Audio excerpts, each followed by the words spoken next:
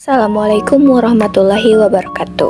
Perkenalkan, kami dari kelompok 3. Saya Anissa Aulia Putri dan rekan-rekan saya ada Dini Ramadhani, Dwi Pertiwi, Pinika Gina Gracia, Tiarani Agustina, Utri Helpinda, dan Windy Wulandari. Pada video kali ini kami akan membahas terkait teknik penentuan sampel penelitian, teknik pengumpulan data, dan teknik analisis data. Video ini dibuat guna memenuhi tugas mata kuliah penelitian pendidikan. Selamat menyaksikan. Baiklah, di sini saya akan menjelaskan materi yang pertama, yaitu teknik penentuan sampel penelitian. Pertama, pengertian teknik penentuan sampel. Teknik penentuan sampel adalah cara memilih sebagian anggota populasi untuk mewakili seluruh populasi dalam penelitian. Nah, kita memakai sampel karena meneliti semua orang itu butuh waktu, biaya, dan tenaga yang besar. Menurut Sugiono, sampel dipilih agar penelitian tetap akurat meski tidak meneliti semuanya. Nah, menurut Creswell juga menekankan bahwa sampel harus representatif agar hasilnya bisa digeneralisasikan. Yang kedua yaitu tujuan penentuan sampel. Yang pertama yaitu mewakili populasi secara akurat. Tujuan utama sampling adalah mendapatkan sampel yang benar-benar mencerminkan kondisi populasi sehingga hasil penelitian bisa dipercaya. Yang kedua, efisiensi waktu dan biaya. Dengan sampel, peneliti tidak perlu meneliti seluruh populasi. Ini membuat penelitian lebih sederhana, cepat, dan hemat biaya.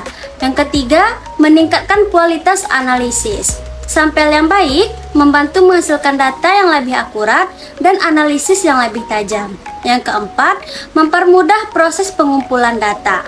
Peneliti bisa fokus pada unit-unit yang relevan, sehingga proses pengumpulan data lebih terarah dan efektif. Yang kelima, mengurangi kesalahan penelitian. Teknik sampling yang tepat dapat mengurangi bias dan kesalahan generalisasi, terutama ketika populasi sangat besar ataupun beragam. Nah, yang terakhir yaitu membuat hasil penelitian lebih relevan.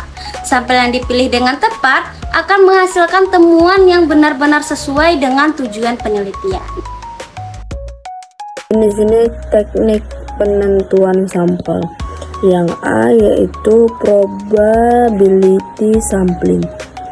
Yang dimana teknik ini memberikan peluang yang sama atau dapat dihitung kepada setiap anggota populasi untuk terpilih sebagai sampel. Yang A yaitu simple random sampling. Semua anggota populasi memiliki peluang yang sama. Yang kedua yaitu stratified random sample, yang dimana populasi dibagi menjadi strata, misalnya gender, usia, lalu sampel diambil dari setiap strata secara anak. Yang ketiga yaitu cluster sampling. Populasi ini dibagi menjadi klaster berdasarkan lokasi atau kelompok besar lainnya. Yang keempat yaitu systematic sampling.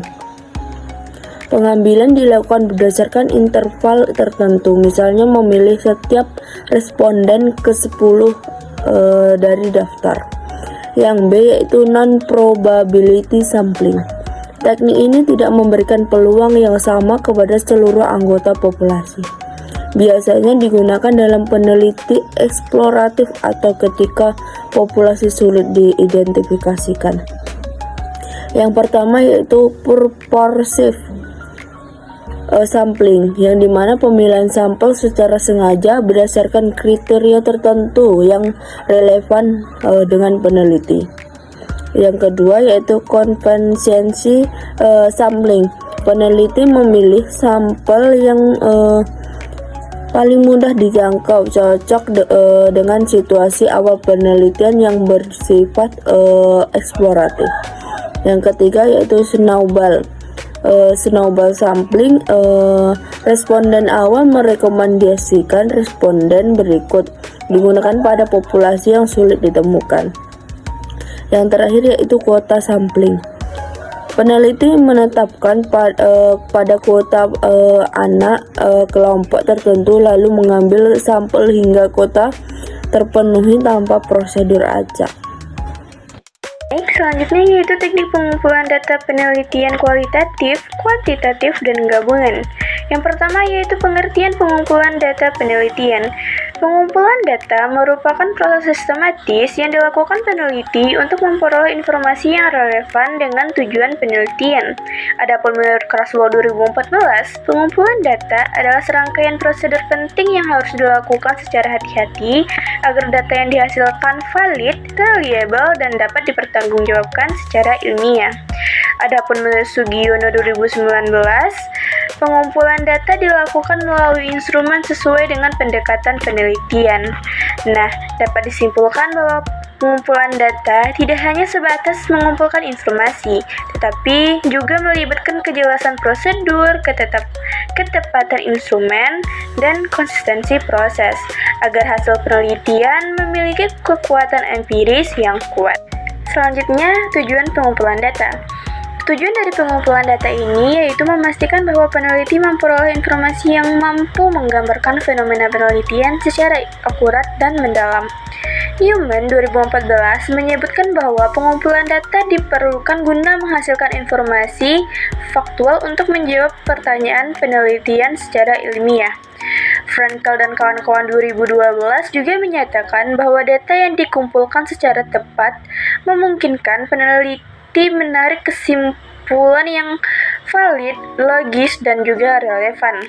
Patton 2015 juga menegaskan bahwa pengumpulan data bertujuan memastikan relevansi temuan penelitian dengan fokus kajian. Sejalan dengan itu, Kraslow dan Plonokart 2018 juga menegaskan bahwa teknik pengumpulan data yang benar akan meningkatkan kredibilitas dan konsistensi hasil riset, terutama dalam penelitian gabungan.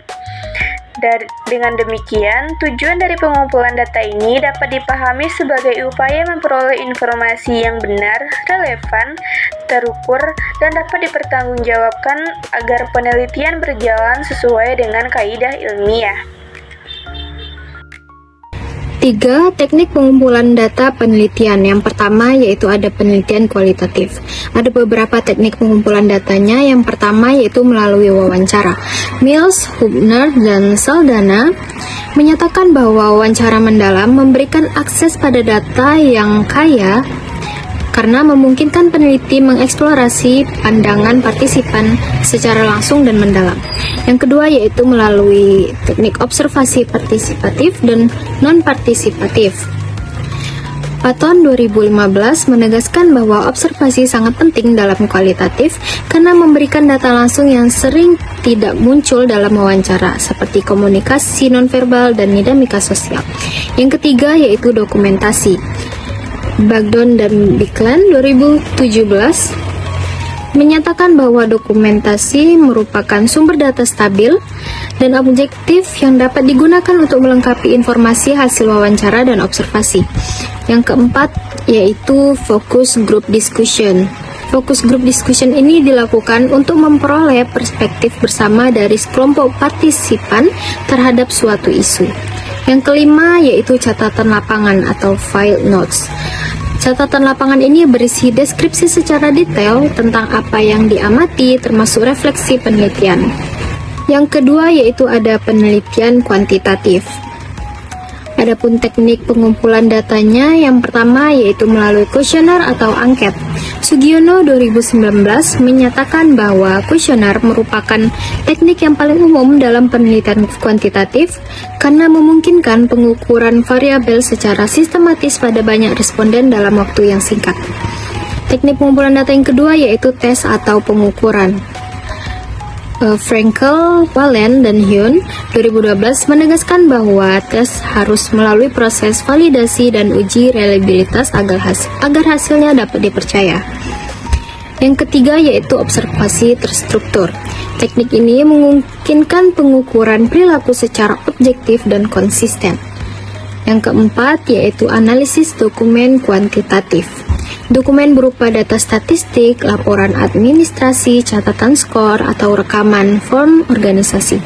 Teknik ini relevan ketika data numerik tersedia pada dokumen resmi. Dan yang terakhir yaitu wawancara terstruktur. Wawancara dengan pertanyaan tetap dan terstandar. Kerlinger dan Lee tahun 2000 menyebutkan bahwa wawancara terstruktur sebagai teknik yang efektif untuk mengumpulkan data yang objektif dan dapat dibandingkan dengan responden. C. Penelitian gabungan, di mana penelitian gabungan mengombinasikan teknik kualitatif dan kuantitatif untuk memperoleh pemahaman yang lebih komprehensif. Yang pertama, desain penjelasan berurutan. Data numerik dikumpulkan dulu, misalnya melalui tes atau kuesioner, lalu dilanjutkan wawancara atau observasi untuk menjelaskan mengapa hasil statistik terjadi. Yang kedua, desain eksplorasi berurutan, di mana data kualitatif dikumpulkan terlebih dahulu, misalnya wawancara, kemudian digunakan untuk menyusun instrumen kuantitatif berikutnya. Yang ketiga, triangulasi paralel, di mana data kualitatif dan kuantitatif dikumpulkan bersamaan, kemudian dibandingkan untuk saling menguatkan hasil. Yang keempat, desain terintegrasi, salah satu jenis data menjadi utama, sementara data lain berfungsi sebagai pendukung atau pelengkap. Bagian C, teknik analisis data, penelitian kualitatif, kuantitatif, dan gabungan. A. Pengertian. Menurut Bogdan dan Bicklin 2007 menyebutkan bahwa analisis dilakukan dengan mengorganisasikan dan menyintesiskan data, sementara Creswell 2014 menegaskan bahwa prosesnya bersifat induktif dari data menuju tema. B. Tujuan. Miles, Hiberman, dan Saldana 2014 menjelaskan bahwa analisis ini membantu menemukan pola, memahami konteks sosial, dan membangun makna yang tidak bisa dijelaskan dengan angka. C. Teknik analisis data kualitatif. Pertama, reduksi data, menyaring dan menyederhanakan data agar fokus pada informasi yang paling penting. Kedua, penyajian data, menyusun data dalam bentuk tabel, narasi, atau diagram supaya mudah dibaca dan dipahami. Tiga, penarikan kesimpulan dan verifikasi, menyimpulkan hasil secara bertahap lalu dicek kembali dengan data lain agar akurat dan terpercaya. Keempat, coding, memberi tanda, label, atau kode pada data untuk mengelompokkan informasi menjadi kategori atau tema. 5. Analisis tematik, mencari tema atau pola utama yang sering muncul dalam data. Yang terakhir, 6. Analisis naratif, menganalisis cerita atau pengalaman partisipan untuk memahami alur dan makna yang terkandung di dalamnya. Analisis data penelitian kuantitatif. Analisis kuantitatif merupakan proses mengolah data numerik menggunakan teknik statistik untuk menguji hipotesis atau menjawab permasalahan penelitian secara objektif. Sugiono tahun 2019 menyatakan bahwa analisis kuantitatif bertujuan untuk menemukan pola hubungan atau pengaruh antar variabel melalui perhitungan statistik. Creswell tahun 2012 menambahkan bahwa analisis kuantitatif melibatkan proses pengkodean data, analisis statistik, dan interpretasi angka menjadi makna penelitian. Adapun tujuan analisis kuantitatif ini yaitu bertujuan menghasilkan kesimpulan yang terukur, valid, dan dapat digeneralisasikan. Tujuan lainnya adalah menguji hipotesis, mengukur kekuatan hubungan antar variabel, dan menghitung besar pengaruh suatu fenomena. Selain itu, analisis kuantitatif membantu peneliti memberikan bukti empiris berbasis angka sehingga hasilnya lebih objektif dan mudah diuji kembali oleh peneliti lain. Adapun teknik analisis data kuantitatif, yang pertama statistik deskriptif, di mana digunakan untuk menggambarkan data melalui nilai mean, median, modus, standar deviasi, frekuensi, dan presentasi. Yang kedua, uji normalitas dan homogenitas, digunakan untuk memastikan data memenuhi asumsi dasar sebelum menggunakan statistik parametrik. Yang ketiga, uji korelasi Pearson, Spearman, dan Kendall, digunakan untuk menganalisis hubungan antar variabel. Yang keempat, uji regresi, yaitu meliputi regresi linear, sederhana, regresi berganda, hingga regresi logistik untuk mengukur pengaruh variabel independen terhadap dependen. Yang kelima, uji perbedaan, yaitu t-test, INOPA, MANOPA, digunakan ketika penelitian bertujuan membandingkan 2 atau lebih kelompok. Dan yang keenam, yaitu uji validitas dan reliabilitas, di mana convex alpha digunakan untuk mengukur konsistensi instrumen, sedangkan confirmation factor analysis untuk memastikan konstruktur. Dan yang terakhir yaitu statistik interval digunakan untuk menarik kesimpulan dari sampel ke populasi berdasarkan probabilitasnya. 3. Analisis data penelitian gabungan atau mixed methods. Yang pertama, pengertian. Analisis mixed methods merupakan pendekatan yang menggabungkan analisis data kualitatif dan kuantitatif dalam satu penelitian. Creswell dan Plano-Karp tahun 2011 menyatakan bahwa analisis ini dilakukan dengan mengintegrasikan dua bentuk data sehingga peneliti memperoleh pemahaman yang lebih komprehensif. Sahakori dan Teddy tahun 2010 menekankan bahwa mixed methods memanfaatkan kekuatan kedua pendekatan untuk menghasilkan temuan yang lebih kaya. Tujuan analisis mixed methods adalah memperoleh hasil penelitian lebih kuat dan mendalam karena memadukan data numerik dengan pemahaman kontekstual. Pendekatan ini juga digunakan untuk triangulasi, yaitu memvalidasi hasil dari satu jenis data dengan jenis data lain. Selain itu, mixed methods bertujuan menjelaskan hubungan, menjawab pertanyaan peneliti yang kompleks, dan memberikan interpretasi yang lebih lengkap.